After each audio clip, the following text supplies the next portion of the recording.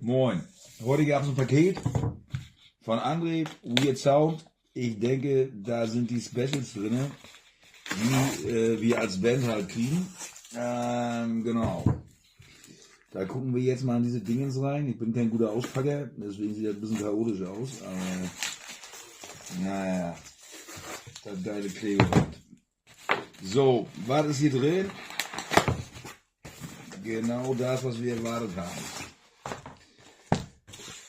3 Coder-EPs. Aber das Besondere an diesen Dingern ist, das sind die Teile, die es eigentlich immer nur einmal gibt. Das heißt, das ist kein schwarzes Vinyl, sondern zu dem Schwarz wurde einfach wild Farbe gemixt.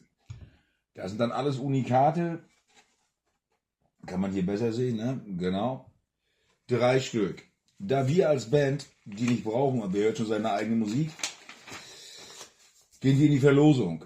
Das heißt, ihr habt die Chance, 1, 2, 3, eine davon zu gewinnen. Ihr schickt einfach euer Gebot für eine EP, die in sich, wie gesagt, Unikate sind, jede ist anders. Entweder als persönliche Nachricht, über diesen Instagram-Account, über Facebook oder an die im Text angegebene E-Mail. Das ist meine Homepage-Geschichte. Und dann einfach Gebote abgeben. Ne? Also wir wollen ein bisschen was zusammenkriegen. Dieses Jahr machen wir so ein bisschen Spendenmarathon für das Kinderhospiz in Greifswald. Da geht die Kohle hin.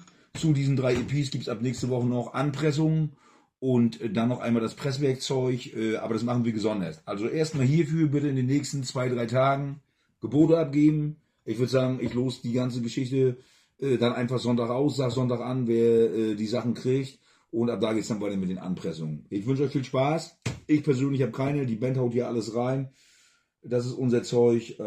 Ist für einen guten Zweck. Kinderhospiz Greifswald, da geht die Kohle hin. Zieht durch und macht was Vernünftiges draus.